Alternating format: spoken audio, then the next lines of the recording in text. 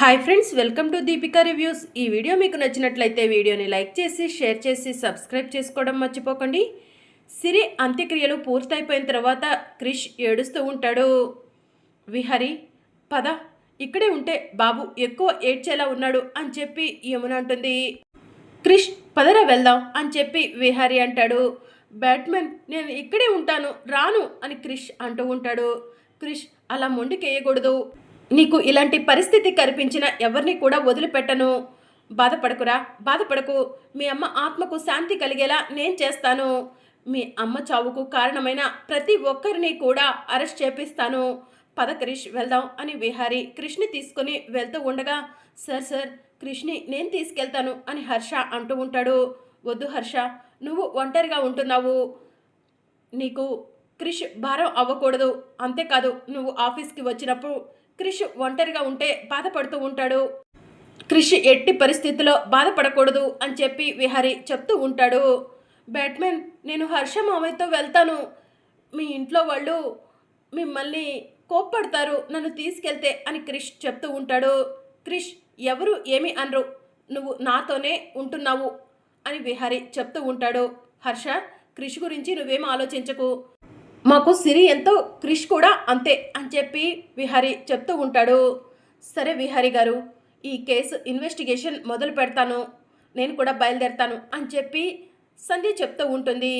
ఎవరిని కూడా వదిలిపెట్టొద్దు సంధ్య గారు, సిరికి ఈ పరిస్థితి కల్పించిన ప్రతి ఒక్కరికి శిక్ష పడాలి అని చెప్పి విహారీ చెప్తూ ఉంటాడు. నేను చూసుకుంటాను విహారీ గారు అని చెప్పి సంధ్య అంటుంది. ఇక విహారీ వాళ్ళు క్రిష్ని తీసుకొని ఇంటికి వెళ్తారు. క్రిష్, కాళ్ళు కడుక్కో, లోపలికి వెళ్దాం అని విహారీ అంటాడు. ఇక క్రిష్ కాళ్ళు కడుక్కోగానే విహారీ క్రిష్ని తీసుకొని లోపలికి వెళ్ళబోతూ ఉంటాడు. ఆగు అని చెప్పి సహస్ర గట్టిగా అరుస్తుంది. ఏమైంది సహస్ర అని విహారీ అంటూ ఉంటాడు. ఎవరు బావా వీడు, వీడిని నువ్వు ఇంట్లోకి తీసుకురావటం ఏంటి అని చెప్పి సహస్ర అంటూ ఉంటుంది. సహస్ర ఈ రోజు నుంచి క్రిష్ సిరితో పాటు ఈ ఇంట్లోనే ఉంటున్నాడు అని చెప్పి విహారీ చెప్తూ ఉంటాడు. అందుకు నేను ఒప్పుకోను బావా, సిరి నా కూతురుతో పాటు వీడు ఈ ఇంట్లో ఉండటం ఏంటి సహస్ర అంటూ ఉంటుంది. ఒప్పుకోకపోతే ఇంట్లో నుంచి వెళ్ళిపోండి సహస్ర, నేనేమి మిమ్మల్ని ఇక్కడే ఉండమని బ్రతిమలాడట్లేదు, నాకు క్రిష్ కావాలి అని విహారీ అంటూ ఉంటాడు. బ్యాట్మెన్, నా గురించి అనవసరంగా మీ ఇంట్లో గొడవలొద్దు, నేను హర్ష మావయ్య దగ్గరకు వెళ్తాను అని క్రిష్ చెప్తూ ఉంటాడు. క్రిష్, నువ్వు ఎవరి దగ్గరికి వెళ్ళాల్సిన అవసరం లేదు, నువ్వు ఇంట్లో ఉండటం ఎవరికి ఇష్టం ఉంటుందో వాళ్ళు మాత్రమే ఈ ఇంట్లో ఉంటారు, ఇష్టం లేని వాళ్ళు వాళ్ళే వెళ్ళిపోతారు, రారా అని విహారీ క్రిష్ని తీసుకొని లోపలికి వెళ్తాడు. ఇక సహస్ర యమున దగ్గరకు వెళ్ళి, బావ అలా చేస్తుంటే పెద్దవాళ్ళు మీకైనా చెప్పాలన్నా ఇంకెంత జ్ఞానం లేదా అని సహస్ర అంటూ ఉంటుంది. సహస్ర, వాడు చేస్తుంది తప్పేం కాదు కదా, వాడు మంచి పని చేస్తున్నాడు, మంచి పని కాదని ఎలా అంటాను అని చెప్పి యమున అంటూ ఉంటుంది. మంచి పనా, అనాథ శవానికి దహన సంస్కారాలు చేయటం మంచి పనా, ముక్కు మొహం తెలియని వాడిని తీసుకొచ్చి నా కూతురుతో సమానంగా ఈ ఇంట్లో పెంచుతా అనటం మంచి పనా అని సహస్ర అంటూ ఉంటుంది. నీ దృష్టిలో అది అనాథ శవమేమో, కానీ నాకు విహారీకి అది అనాథ శవం కాదు సహస్ర, ముక్కు మొహం తెలియనివాడు నీకేమో, కానీ మాకు క్రిష్ బాగా తెలుసు. ఒకప్పుడు విహారీ వాళ్ళ నాన్న కంపెనీని సొంతం చేసుకోవడం కోసం క్రిష్ ఎంతగానో సహాయం చేశాడు. మొన్న గుడిలో నేను కళ్ళు తిరిగి పడిపోతే నా ప్రాణాలను కాపాడింది కూడా క్రిష్, అలాంటి క్రిష్ మాకు ముక్కు మొహం తెలియనివాడు కాదు సహస్ర అని యమున అంటూ ఉంటుంది. సహస్ర, వీడికి ఈవిడకు నువ్వు నేను ఎంత చెప్పినా కూడా బుర్రకు ఎక్కదు, వీళ్ళకు బయట వాళ్లే కావాలి అని చెప్పి పద్మాక్షి చెప్తూ ఉంటుంది. వీళ్ళని ఏమి అని కూడా ఉపయోగం లేదమ్మా, మనం మన మామయ్యనే అనుకోవాలి, ఈవిడను పెళ్లి చేసుకొని ఎవరికి ఇష్టం లేకపోయినా కూడా తీసుకొచ్చి ఈ ఇంట్లో పెట్టాడు, ఇదంతా కూడా మన దరిద్రం అమ్మా అని సహస్ర అంటూ ఉంటుంది. సహస్ర అని చెప్పి యమున సహస్రను కొట్టడానికి చెయ్యెత్తుతుంది. ఏ యమున, నా కూతుర్నే కొట్టావా అని చెప్పి పద్మాక్షి అంటూ ఉంటుంది. ఇప్పటి వరకు నన్ను ఎన్ని మాటలన్నా కూడా పడ్డాను, నా భర్తనంటే నేను ఊరుకోను, ఇంకొకసారి నా భర్తను ఒక్క మాట అన్నా కూడా ఊరుకునేదే లేదు అని చెప్పి యమున సహస్రకు వార్నింగ్ ఇచ్చి కోపంగా అక్కడి నుంచి వెళ్ళిపోతుంది. ఏంటమ్మా, అత్తయ్య ఉన్నట్టుండి ఒక్కసారిగా అంత కోపం నాపై చూపించింది అని సహస్ర అంటూ ఉంటుంది. ఆవిడకు మీ మామయ్య అంటే ప్రాణమే. మీ మామయ్యను అంటే ఊరుకోదులే. ఇంకొకసారి మీ మామయ్య సంగతి తీసుకురాకు. ఎందుకో అనవసరంగా లేనిపోని గొడవలు. మన కర్మ ఇలా తగలడింది అని చెప్పి పద్మాక్షి సహస్రతో చెప్తూ ఉంటుంది. ఇక మరోవైపు పోలీస్ ఆఫీసర్ సంధ్య జేడీకేడీలను స్టేషన్కు రమ్మని ఫోన్ చేస్తుంది. జేడీకేడీ స్టేషన్కి వస్తారు. మీకోసమే ఎదురు చూస్తున్నాను. ఆ సిరి కేసుని ఇన్వెస్టిగేషన్ స్టార్ట్ చేద్దాము అని చెప్పి సంధ్య చెప్తూ ఉంటుంది. ఆల్రెడీ మేము మొదలు పెట్టేశాము అని చెప్పి జేడీకేడీ చెప్తూ ఉంటుంది. విహారీ గారు ఈ కేసుని చాలా స్పెషల్గా తీసుకున్నారు. ఎట్టి పరిస్థితుల్లో విహారీ గారికి కరెక్ట్ ఇన్ఫర్మేషన్ ఇవ్వాలి జేడీ అని సంధ్య చెప్తూ ఉంటుంది. డోంట్ వరీ, తప్పు చేసిన ఎవరిని కూడా ఈ జేడీ వదిలిపెట్టదని నీకు కూడా తెలుసు కదా అని సంధ్యకు చెప్తూ ఉంటుంది. సరే జేడీ, నీ పనిలో నువ్వు ఉండు, నేను నా పనిలో నేనుంటాను అని చెప్పి సంధ్య చెప్తూ ఉంటుంది. ఇక మరోవైపు పోలీస్ స్టేషన్లో పనిచేసే కానిస్టేబుల్ వడ్డీ శకుంతలకు ఫోన్ చేస్తాడు. ఏంటి కానిస్టేబుల్ గారు ఇలా ఫోన్ చేశారు అని వడ్డీ శకుంతల అడుగుతూ ఉంటుంది. ఆ సిరి కేసు ఇన్వెస్టిగేషన్ మొదలు పెట్టారు మా పై ఆఫీసర్లు అని చెప్పి కానిస్టేబుల్ చెప్తూ ఉంటాడు. ఇన్వెస్టిగేషన్ మొదలు పెట్టినా సరే మన వైపు కేసు మలుపు తిరగకుండా నువ్వే చూసుకోవాలి అని వడ్డీ శకుంతల చెప్తూ ఉంటుంది. పొద్దునే చెప్పాను కదా, స్టేషన్లో ఏం జరుగుతుందో చెప్పగలను, అంతేకాని పై ఆఫీసర్లు ఎలాంటి నిర్ణయాలు తీసుకుంటారు, కేసు ఎటువైపు తిప్పుతున్నా దాన్ని ఆపే శక్తి నా దగ్గర లేదు శకుంతలక్క అని చెప్పి కానిస్టేబుల్ చెప్తూ ఉంటాడు. సరే, ఎప్పటికప్పుడు ఇన్ఫర్మేషన్ ఇస్తూ ఉండు అని చెప్పి వడ్డీ శకుంతల కానిస్టేబుళ్లకు చెప్తూ ఉంటుంది. సరే అక్క అని చెప్పి కానిస్టేబుల్ ఫోన్ కట్ చేస్తాడు. అక్క ఏమైందక్క, ఏ విషయం గురించి ఆలోచిస్తున్నావు అని వడ్డీ శకుంతల పక్కన ఉన్న రౌడీలు వడ్డీ శకుంతల్ని అడుగుతూ ఉంటారు. రే, ఆ సిరి కేసు ఇన్వెస్టిగేషన్ మొదలు పెట్టారంట. ఆ కేసు మన వైపు తిరగకుండా ఉండాలంటే మనం ఈ కేసులో ఆ విహారీ గాడిని విరికించాలరా అని చెప్పి వడ్డీ శకుంతల అంటుంది. ఏం మాట్లాడుతున్నావక్క, వాణ్ణి మనం ఎలా ఇరికిస్తాం అని చెప్పి రౌడీలు వడ్డీ శకుంతల్ని అడుగుతూ ఉంటారు. ఆ సిరి వెళ్తున్న ఆటోని గుద్దింది విహారీయే కదరా. ఆ సీసీ ఫుటేజ్ తీసుకెళ్ళి ఎస్ఐకి ఇస్తే ఆ విహారీని అరెస్ట్ చేస్తాడు. అవును, మనకు తెలిసిన సిఐ ఉన్నాడు కదా, ఒకసారి వాడికి ఫోన్ చేయి అని వడ్డీ శకుంతల అంటుంది. ఇక దాంతో రౌడీలు సిఐకి ఫోన్ చేస్తారు.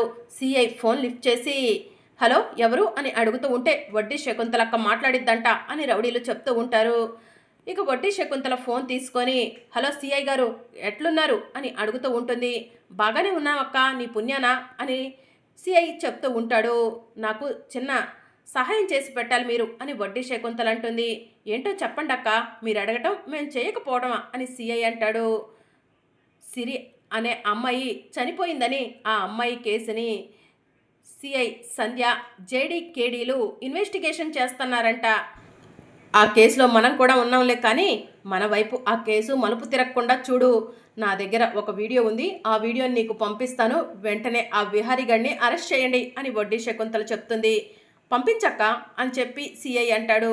ఇక దాంతో వడ్డీ శకుంతల ఫోన్లో ఉన్న వీడియోని సిఐకి పంపిస్తుంది. సిఐ గారు వీడియో చూసుకోండి, ఆ సిరి వెళ్తున్న ఆటోని గుద్దింది విహారీయే ఆ సిరిని చంపాడు అనటానికి బలమైన సాక్ష్యం ఉంది కాబట్టి వెంటనే ఆ విహారీని అరెస్ట్ చేయండి అని చెప్పి వడ్డీ శకుంతల చెప్తూ ఉంటుంది. సరే అక్క, నేను చూసుకుంటాను, ఈ మాత్రం సాక్ష్యం ఉంటే చాలు ఆ విహారీని అరెస్ట్ చేయడానికి అని వడ్డీ శకుంతలకు సిఐ చెప్తూ ఉంటాడు.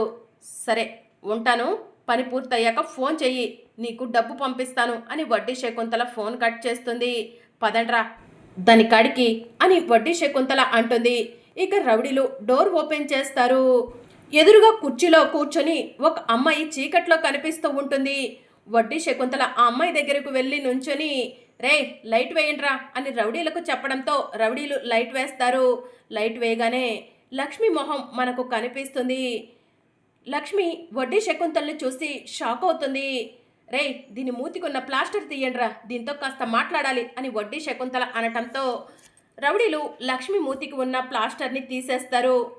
ఏంటి సిరి, తప్పించుకుందామని చాలానే ప్రయత్నం చేశావు, కానీ తప్పించుకోలేకపోయావు కదా. మళ్ళీ తిరిగి నా దగ్గరికి వస్తానని అస్సలు అనుకోలేదు కదా. నీకు ఇంకొక ట్విస్ట్ చెప్పనా, నువ్వు చచ్చిపోయావని మీ వాళ్ళందరూ అనుకుంటున్నారు. ఆల్రెడీ ఒక అనాథ శవానికి అంత్యక్రియలు కూడా పూర్తి చేశారు, అది నీ శవమే అనుకొని అని చెప్పి వడ్డీ శకుంతల అంటుంది. వడ్డీ శకుంతల, నీకు దండం పెడతాను, నేను చేసింది తప్పే, నీకు ఎదురు రావటం నేను చేసిన పెద్ద తప్పు, నన్ను క్షమించు, ప్లీజ్ నన్ను వదిలిపెట్టు, నా కొడుకుని చూడాలి అని చెప్పి సిరి ఏడుస్తూ ఉంటుంది. ఇక వడ్డీ శకుంతల పకపకమని నవ్వుతూ ఉంటుంది. ఇప్పటికీ తెలిసిందా నువ్వు చేసింది తప్పని? ఈ వడ్డీ శకుంతలతో పెట్టుకుంటే ఇలానే ఉంటుంది అని వడ్డీ శకుంతల సిరితో చెప్తూ ఉంటుంది. ప్లీజ్ వడ్డీ శకుంతల, ఇంకెప్పుడు నీ దారికి అడ్డురాను, నన్ను వదిలిపెట్టు అని లక్ష్మి బ్రతిమలాడుతూ ఉంటుంది. నిన్ను వదిలిపెట్టాలా? నాకు క్యాంటీన్ కాంట్రాక్ట్ ఇవ్వనని ఆ కొత్త బాసు అడ్డుకున్నాడు కదా. 10 సంవత్సరాల నుంచి వస్తున్న క్యాంటీన్ కాంట్రాక్ట్ని కొత్తవాడు వచ్చి క్యాన్సిల్ చేస్తాడా? వాడికి బుద్ధి చెప్పాలి. నిన్ను చంపింది వాడేనని చెప్పి ఆల్రెడీ పోలీసుల వాళ్ళకు ఇన్ఫర్మేషన్ వెళ్ళిపోయింది. కాసేపట్లో వాడు అరెస్ట్ అవుతాడు కూడా. నిన్ను అడ్డు పెట్టుకొని వాడిని హింసలు పెడతాను. నువ్వు వాడు ఇద్దరూ కూడా ఈ వడ్డీ శకుంతలతో ఎందుకు పెట్టుకున్నాము అనుకునేలా చేస్తాను అని చెప్పి వడ్డీ శకుంతల లక్ష్మితో చెప్తూ ఉంటుంది. వడ్డీ శకుంతల, తప్పు చేసిన వాళ్ళకు ఎప్పటికైనా శిక్ష పడుతుంది. ఈరోజు నువ్వు తప్పించుకున్నా అనుకుంటున్నావేమో, కానీ నీ పాపం పండుతుంది అని చెప్పి సిరి చెప్తూ ఉంటుంది. ఇక వడ్డీ శకుంతల మళ్ళీ పకపకమని నవ్వి, నా పాపం పండుతుందా? అలాంటిది ఎప్పటికీ జరగదు సిరి. నాకు అడ్డు వచ్చిన వాళ్ళకే నేను బుద్ధి చెప్తాను అని చెప్పి వడ్డీ శకుంతల అంటుంది. అక్క, దీని కొడుకుని చూసామక్క, పిచ్చివాళ్ళగా ఏడుస్తున్నాడు అమ్మా అమ్మా అంటూ. ఇది చచ్చిందనుకుంటున్నారు, ఇది బ్రతికుందని ఎట్టి పరిస్థితిలో వాళ్ళకు తెలియకూడదక్క అని రౌడీ అంటూ ఉంటాడు. ఎలా తెలుస్తుందిరా? దీన్ని అడ్డు పెట్టుకొని ఆ హరికృష్ణ ఎంటర్ప్రైజెస్ కొత్త బాస్ని చిత్రహింసలు పెట్టి ఆ తరువాత దీన్ని చంపేద్దాం, అప్పటి వరకు ఇది మన కళ్ళ ముందే ఉండాలి అని వడ్డీ శకుంతల రౌడీలకు చెప్తూ ఉంటుంది. వడ్డీ శకుంతల, చూస్తూ ఉండు, నీకు తప్పకుండా శిక్ష పడుతుంది అని లక్ష్మి వడ్డీ శకుంతలతో చెప్తూ ఉంటే, రే ఇది ఎక్కువ వాగుతుంది, దీని నోటికి ప్లాస్టర్ వేయండిరా అని వడ్డీ శకుంతల చెప్తూ ఉంటుంది. రౌడీలు లక్ష్మి నోటికి ప్లాస్టర్ వేస్తూ ఉంటారు. ఇక మరోవైపు విహారి ఇంటికి పోలీసులు వస్తారు. విహారి గారు అని పిలుస్తూ ఉంటారు. ఏంటి ఇలా వచ్చారు అని విహారి అంటూ ఉంటాడు. యువర్ అండర్ అరెస్ట్ సార్ అని పోలీసులు అంటారు. దేనికి అని విహారి అంటూ ఉంటాడు. సిరి అనే అమ్మాయిని యాక్సిడెంట్ చేసి చంపింది మీరేనని సాక్ష్యం ఉంది, అందుకే మిమ్మల్ని అరెస్ట్ చేయడానికి వచ్చాము అని పోలీసులు విహారీ చేతికి బేడీలు వేస్తూ ఉంటారు. సార్, మా బావ ఆ సిరిని చంపటం ఏంటి? సిరిని కాపాడే ప్రయత్నం చేశాడు అని చెప్పి సహస్ర చెప్తూ ఉంటుంది. మరి అప్కమింగ్ ఎపిసోడ్లో ఏం జరగనుందో తెలుసుకోవాలి.